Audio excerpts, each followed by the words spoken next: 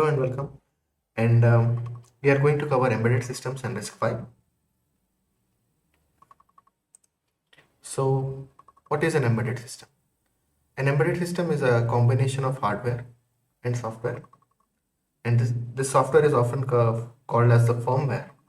And anything outside the hardware which is embedded, that actually comes under the purview of software. But these are just semantics. So basically, any embedded system is designed for a specific task or a function. Okay. And embedded systems are used when the resource is constrained, which means that we don't have so much resource. Here is mostly power, okay, or computational bandwidth or space. So it's something physical.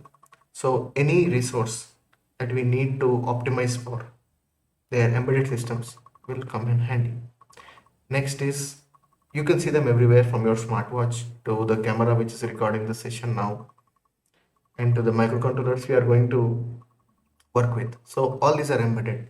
And embedded usually means part of. To embed means to be a part of something. Okay.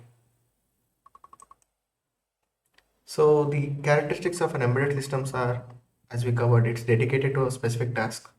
It performs real-time operations. It consumes low power. It is small in size and cost effective. And it is reliable and stable. So these are very, very important characteristics to keep in mind when designing an embedded system. And more so, the power, low power consumption, the size, cost effectiveness, and stability. Because cost effectiveness is what drives economics. There are many microcontrollers which amazing features, but when you are doing economies of scale, you have to keep the individual cost down. Okay? Students might not be aware of the economics that goes down. So there are many reasons to not use a microcontroller or a costly microprocessor like Raspberry when you are doing something simple. Okay, it doesn't make economic sense. So students should also understand the economics behind, because that is what drives engineering. Now, examples in daily life. One is smartphones and tablets, and cars, ABS, airbags. Airbag is a very important example of a embedded system, because there's a component of safety associated with automotive. And next, the other non-safety things like washing machines, and to a certain extent, home automation, okay, like IoT, and then very critical is the industrial automation, and something we are going to see in Industry 4.0, Industry 5.0 with 5G. So all these are examples of embedded. Okay.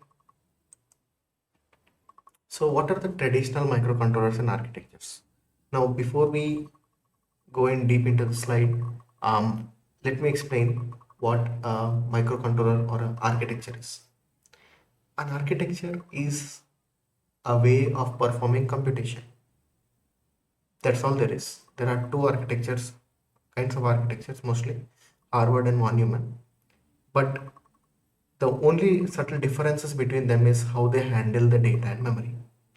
Okay, we are going to cover them, but you need to understand that there is no one industry standard for embedded. Okay, so there is ARM, you have your PIC, your AVR, and your MSP 430. All these are interesting because all of them have a different way and to approach compute. The MSP 430 is a 16-bit microcontroller. The PIC and AVR are 8-bit, and PIC 32 is 32-bit. So the differences between them are mostly driven by the target application that they are going for. And as you know, this is an industry which relies on reliability. So we mostly tend to focus on proprietary architectures. Okay, and where proprietary architectures are involved, there's money to be made in terms of licenses and proprietary tools. This is where RISC-V comes in. So the RISC-V is an open source instruction set, which means you can create your own CPU right now if you know what you're doing. So you can pick up a standard FPGA board and implement a 32-bit 16-bit version of the RISC-V. Okay, so RISC-V is a instruction set architecture which is published, and it is a reduced instruction set architecture, which means that the amount of mnemonics are less.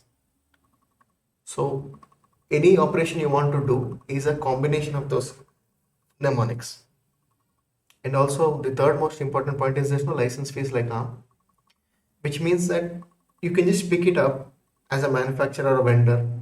If I have the capability to create chips, then I can just copy a design, have a modification as per my need, and just publish it. So the advantage is not just monetary, it is you are getting benefits of open source, which means more people are reviewing it, and you know what's in the hardware. And why RISC-V for embedded systems? Like I told you in the previous slide, where the characteristics of an embedded systems are involved, we operate on margins. Okay, so if I sell 100 units of something, I don't want to spend 10% of my entire product on licensing or to a third vendor, right? Which means licenses eat up a huge chunk of profit. So if I have a system which is open source and royalty free, then I am saving that much margin. And also having an open architecture, which means that I don't need to train people and or new trainees. If a student from his college years is already trained with RISC-V, then it is easy for me to gather the talent. Speaking from a vendor point of view. And community driven tools are always powerful. So if you see the example of Linux and the Unix tooling, it has been community driven, and right now Linux is dominating in the server field, and Android runs the Linux kernel. So that is the power of open source we are trying to leverage. And it being an open architecture makes it ideal for research and adding new extensions. So anytime a hardware bug is found, for example, we have this Spectre and the Heartbleed vulnerabilities on Intel. It's very hard for Intel to fix because it's such a big giant, and they already have warehouse of readily manufactured controllers which they want to sell. But with RISC-V, it's very easy to identify and fix the vulnerabilities and have hardware revisions which are backward compatible. Okay. And RISC-V versus proprietary architectures. So the only real competitor to RISC-V is ARM. Okay. ARM has a tremendous monopoly in the embedded space, which was previously occupied by the 8051 clones, and to a certain extent the PIC. But the point is, if you are tied down to an architecture, you are also limited by it. Having RISC-V allows you to openly make modifications while keeping a accepted subset, and having compilers, IDEs, and tooling around said architecture makes it easy for everyone from students to big corporations to actually take their product to market in a short span of time. And the tools and ecosystem are pretty standard. We have GCC and LLVM support. GCC is the GNU C compiler collection, and LLVM stands for the low level virtual machine, which is a fairly new concept, but it's a very powerful way of having language portability. So if you want to develop new languages or DSL, which we call domain specific languages, this is where you would start LLVM. And next we have our IDEs, which is the Mount River. Mount River IDE is a standard Eclipse or a Visual Studio clone, VS Code, and we have our debugging via the Open OCD, PyOCD, and the GDB interfaces. And we also have affordable boards nowadays, like the CH32V003, which we are going to do in this series, and the Hi5 and the ESP32. Now Hi5 is a very interesting because they have been the pioneers in bringing RISC-V to the microcontroller world, and we have a tremendous community support, okay, which is important when you're starting with learning. We need to have a community support to help us when we are stuck. And RISC-V is going to be the future, because something that is open source, something that is freely accessible, the industry will always accept. So we have seen in the case of Linux. So when Linus Torvalds started his Linux, he didn't imagine it would grow up, right? Having something accessible will make sure its adoption is wide. So now we have rapidly growing worldwide adoption. We are used in microcontrollers, IoT, and AI accelerators, and there's a large research community, and also we have an opportunity to see what is under the hood and explore and experiment. That's the whole motivation for me. Having something uh, that is open source, having something that is we can freely work with and get to the nuts and bolts is is what makes me excited.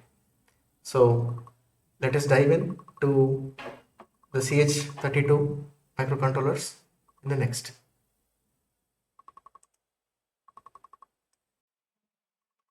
So far we have seen an introduction to the embedded systems and what RISC-V is. Now we will go into something particular. We'll concentrate on a subset or a certain board, which is CH32, and we are going to understand the fundamentals on getting to start with. At the end of this video, you will also see how we blink a simple LED, which is a hello world of the embedded application. So stay tuned. This is the introduction to the CH32V, which is a 10-cent microcontroller. Uh, it is ridiculously cheap, okay, and the price to performance ratio is what makes it so compelling, and what is the main motivation for me to start the series is its price. It's dead cheap. If for any vendor who wants to replace AVRs or PIC, it's so easy to start, and it's also very accessible, okay. So it's 32-bit instruction set architecture, okay, and it is coming from WCH. WCH stands for Win Chip Head. It's ideal for embedded learning and projects. Now the key features is that it has a RISC-V CPU. We will cover what is V2A and the various instructions, but it is learning at a speed of 48 megahertz. Now it has up to 2 kilobyte SRAM and 16-bit kilobyte flash, which is small, but considering the application, it is acceptable, and we will learn how to optimize for the size of our programs. And it comes with a standard set of peripherals that you would expect from an Arduino, which is the GPIO, ADC, timers, UART, I2C, and SPI. Now, the other microcontroller in the series, the 203, also contains a CAN peripheral, and these peripherals are interesting in themselves because the interrupt entry is very fast, okay. Now they come in different packages, SOP 8. So these are different packages when you are fabricating on the board, okay, on the printed circuit board. And the power draw is 3.3 to 5 volt, which means you don't need level shifters. It supports anything, the wide voltage range from 3.3 to 5.5 volt, okay. Now why RISC-V matters? RISC-V matters because it is an open source architecture. There is no licensing involved, and the industry adoption is increasing exponentially. So if you get started with learning RISC-V now, the chances of you being employable as a embedded developer in a MNC, it also increases exponentially. Now we have our development tools and we have our frameworks, and again, I cannot stress this enough. We need to pick RISC-V as soon as possible. And again, our CH32V is our gateway. So in the upcoming slides, we will see what are the various peripherals and how to generally implement this. Okay. Hello guys, this is a Blackboard session where we are going to understand in detail and try to get our first Blinky program working. Okay. So let us first understand what we are dealing with. Okay. I'll switch to the camera. So I'm sure you can see this microcontroller board. Now, if you see this part, this is the actual microcontroller in the center, and the other part is the debugger. Okay, now the focus is on the microcontroller, makes it all the more clear. So, a microcontroller is a silicon system on chip. It's general purpose, it's programmable and compact. And an embedded system, it means it's simply a part of something. Okay, so this is a simplified diagram of our microcontroller kit that we have. So you see the target in the center, right? And we have a debugger, and the debugger is connected via the USB-C to the PC. Okay, so what we are going to do is we are going to attempt to write a program in C. There are other programming languages you can also program in, and we are going to use the GCC toolchain that comes with the IDE. And we need a compiler to convert what we are writing into microcontroller program memory. Basically, we call this a hex file or a ELF file. And we need to understand the memory layout of the microcontroller, and then we need to go ahead and flash it. Now, flashing is the process of populating the flash memory using any supported protocol. Okay, so flashing is what helps us to populate this area. Okay, this is the area in which the code is stored or the program is stored, and this is the area where the CPU executes its program, which is called the RAM. So we need to understand the distinction, and again there are peripherals around this. So we will understand how to use one peripheral, which is the GPIO here. Okay.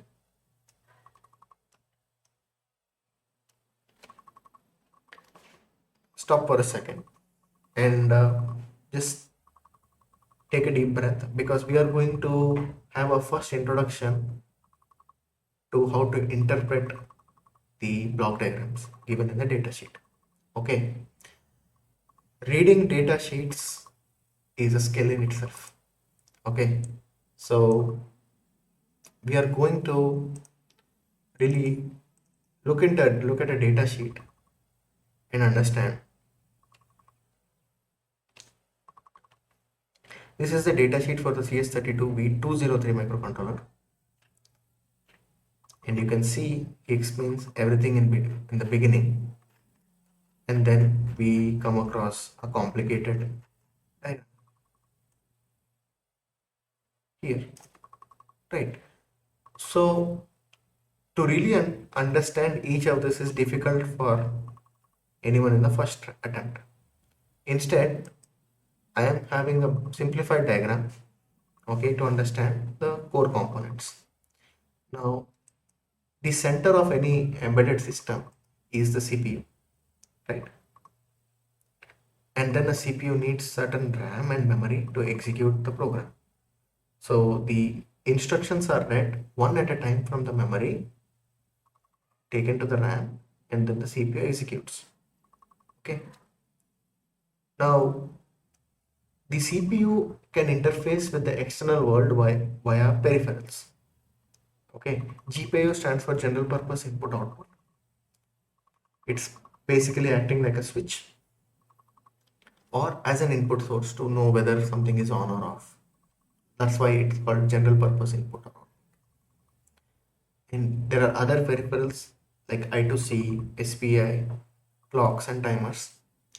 And as the name suggests, clock and timers handle the timing or the switching between tasks.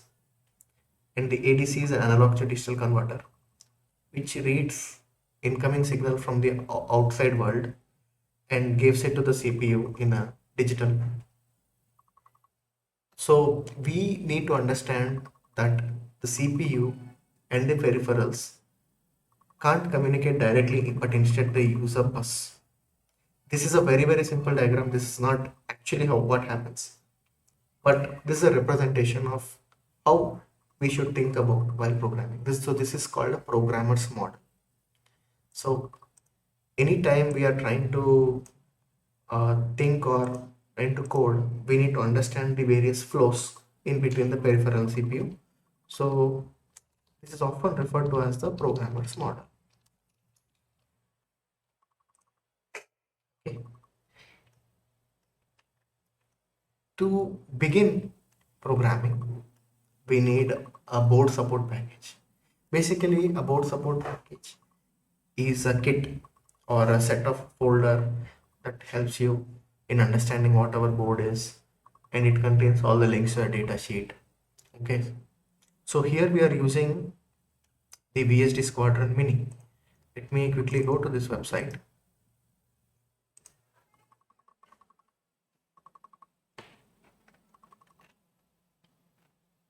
You can see a description and a schematic.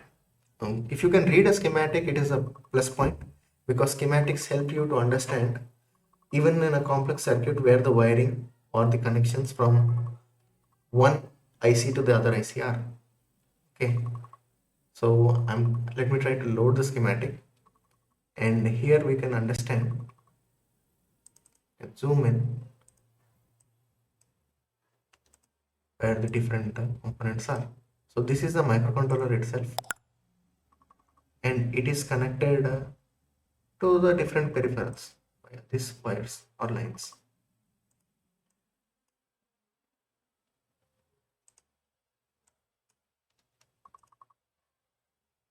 And we can see the LEDs, and from this we understand that PD6 is the pin which is connected to our user LED. The other LEDs we can't control, but we have one LED in our control.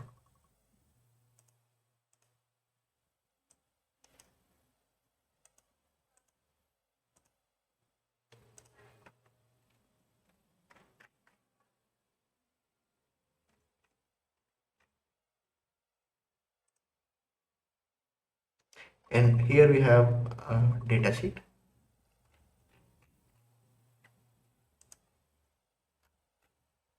So this is what our block diagram of our board looks like.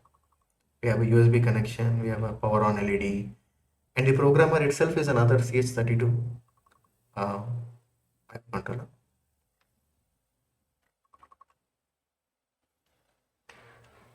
This is a much clearer representation now. So if you have the microcontroller with you in hand, you can also check it. We have a 24 megahertz crystal which is responsible for the timing, and our target is the CH32V003 F4U6 microcontroller, and these are the user LEDs, out of which one we can control on the PD6. We have a push button which also doubles as a reset non-maskable interrupt, and we have a USB connection. Okay,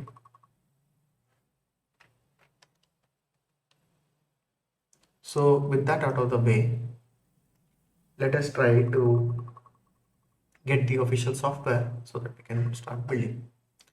To building to build the software, you can use the Mount River IDE.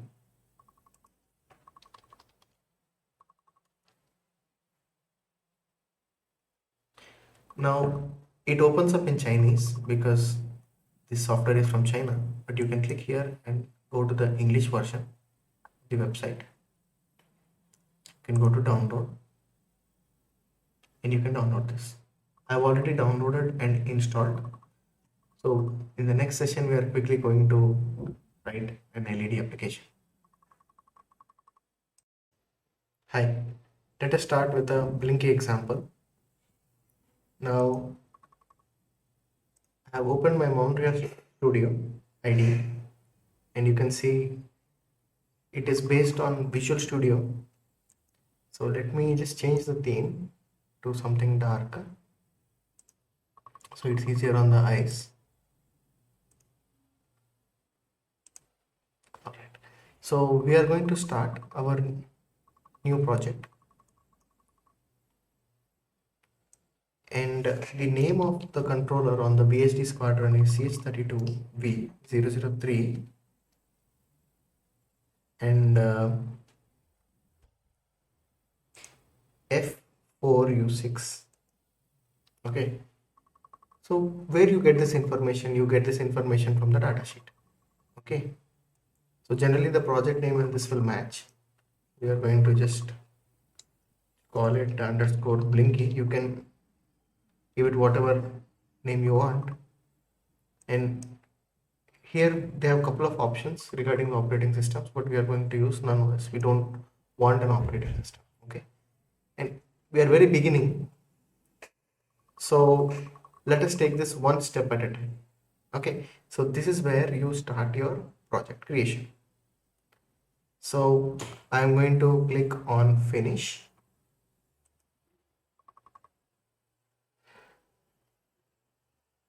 and you can see the window.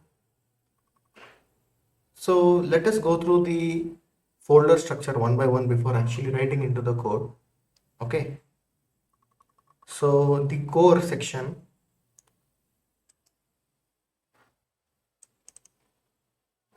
actually contains two pairs of files, which is the .c and .h.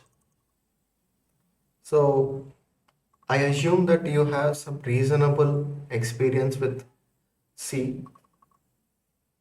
Otherwise, you can just go and follow basic tutorial and come back. You don't need much, but you just need to understand what a header file is. A header file is basically a public interface or a place to keep constants and the function declaration. Okay, so if you see this header file, it contains a lot of code, registers, some bit shift and all that. Okay, we'll come back to this, but for now it's really important to understand the structure. So a standard Mount River project contains this directory core, header and a core C file. Okay, a debug.c and a debug.h file. These are going to be very handy because the debug.h file contains the definitions for printf. Alright, printf on microcontrollers I don't really recommend, but sometimes when you want to see some quick information and you want to do some quick and dirty debugging, you are allowed to use. And LD is a linker file. So as I said, we know that there is a memory separation, right? So this is where the RAM and flash sections are declared for the programming model. So if we want to understand what kind of memories and how the memory is segmented, so we need to look at the linker files, and the extension is .ld. So anytime you in your C projects you encounter a .ld file, you understand it's a linker file. Okay, so the linker file, its language, it has its own syntax. Okay, and the dot sections are generally areas that you will see in the final hex file. Okay, let's not go too deep into it for now, but we need to understand that the memory section tells us what regions we have and what is the starting address. So right off the bat, we know that we are starting from a 0 address and the length is 16 kilobytes. Okay, and this is the most important part, the peripheral. So the peripheral section contains the functions for each of the peripherals. Okay, so ADC, GPIO, etc. So what we are interested is a blinking LED, which basically means that we want to blink or turn on a pin on and off. All right. So this file contains the definitions of the functions that we are going to use. So if you are familiar with Arduino, you will do a set pin and then do a digital write. So it is very similar. So if you don't know Arduino and you're just starting out embedded, some things might feel foreign to you, but believe me, just be patient and the effort will be worth it. This is the startup file. Now, a very important concept, the startup file. We need to understand that whenever a microcontroller starts its execution, it cannot start directly from the main, right, or the entry point. Certain assembly programs need to run before the main execution happens. This is there to set up the microcontroller with the interrupts or any operating system features we want or error handling, etc. So this is the same with ARM. That's why it's called a startup file, and the extension is .s. .s stands for assembly. So this is the jump to main. So before even the main application starts, we see that so much assembly instructions need to run, and then the main execution happens. All right. So when we say that we want to start our main here, which we mean that this is the entry point. So from this point onwards, our main.c will come into effect. And even here, the first line of program that is going to run is the main. Okay. So now we got to the main, and before we do a blinky, let us just see how we build and run this. We will come to UART and other things later. So right now I just want to have a bare bones application. Okay, we'll see how to build it first.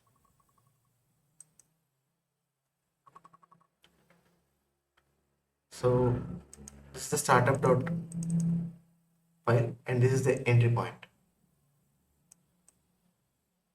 All right.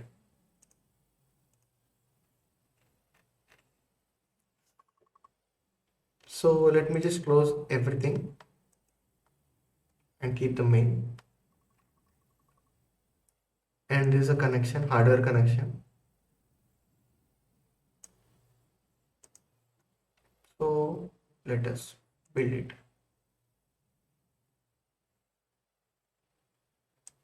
As you can see, it has built it, and we can see the flash size. So already we are using 21% of available memory. Okay. So if we don't choose to use printf, we can drastically get this down. So we know that our LED is present in PD6 section. All right. So let us see what we need to do. Quickly, let me just delete everything which is not related to GPIO. Okay, since it's a template project, we are allowed to delete. I will need the GPIO, so I will keep the section here. I don't want any user related functionality, so I will just close it, disable it. And we already discussed that we need a bus to communicate between the CPU and the peripheral, right? So this is that line that enables the peripheral bus clock, APB2 clock. We are going to discuss this in detail, but right now we just want to blink an LED and be happy. Okay, so we will remove everything that is related to this, and we will remove this line, we will remove this line, we are going to copy this and place it here.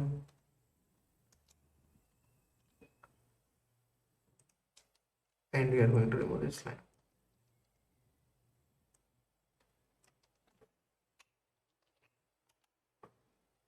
Now we want the mode, right? So this is a structure. This GPU init structure basically contains certain member elements. Now if you don't know what is a structure and what the pointer is, we'll cover it. But for now, a structure contains certain configuration or certain data that when we change, it alters the behavior of the peripheral. Okay, so here I'm telling my microcontroller to set up pin number 6 with a certain speed and a certain mode. So here I want this mode, and if you go to right click, I will tell we know what different modes we are available.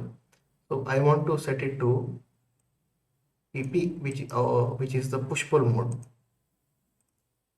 We don't want an open drain, that is mostly used in I2C operations.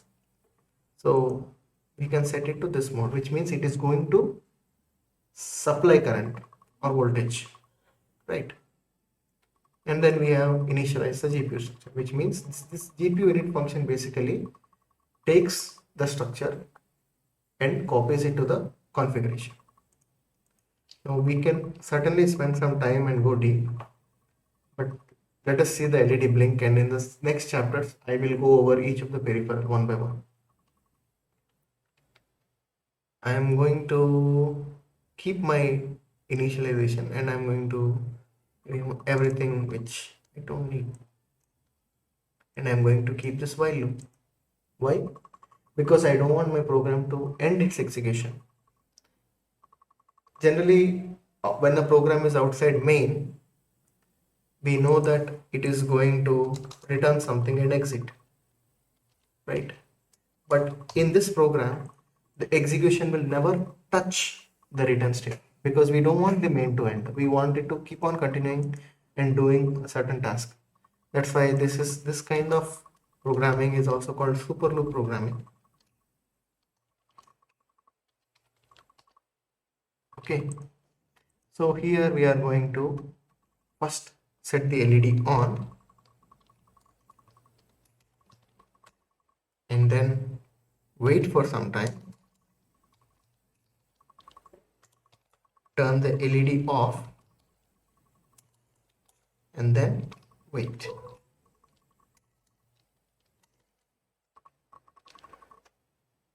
So to turn the LED on, let's go to the GPIOH header.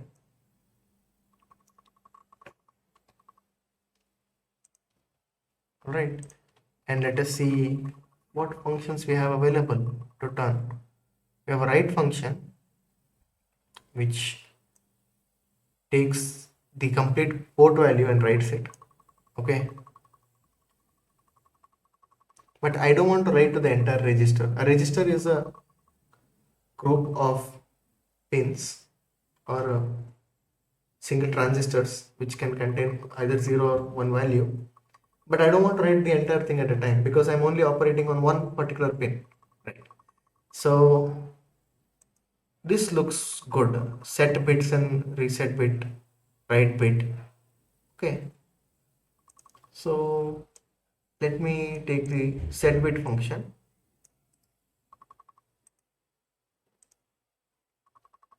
copy it here, and then my GPU type def basically means which port I want. Here my port is GPIO-D and my pin is a little bit of copy paste. It's pin 6 and I'm going to wait. I'm going to use the delay millisecond function and wait for 1 second, and then I'm going to use the reset bit function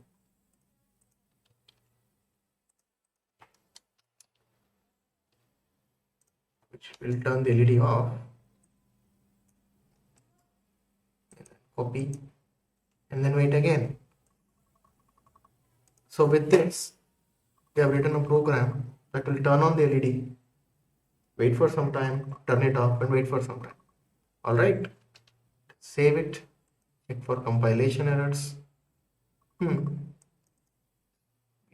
Compilation error at line number CH not declared here.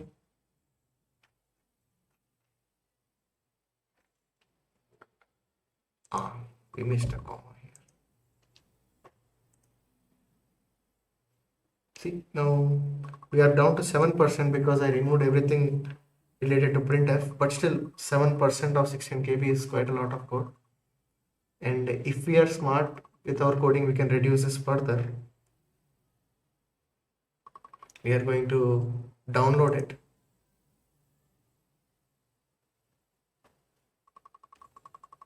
And we are going to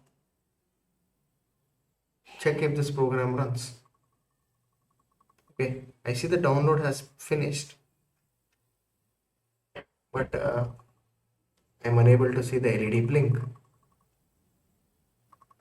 So let me try powering on and powering it off.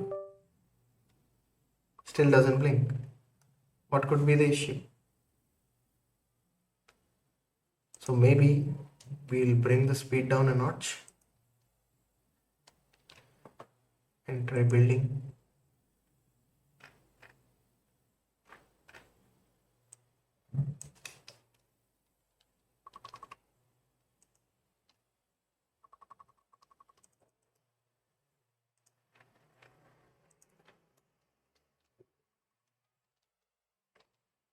The error is that I haven't even called this function to set it up, right? So hopefully it should work now.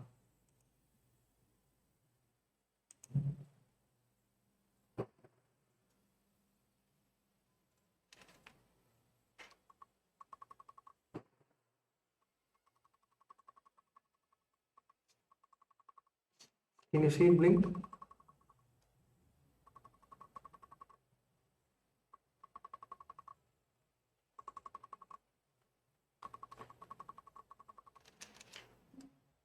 Basically, the blue light is faintly blinking beside the red LED. I don't know how much of it is visible.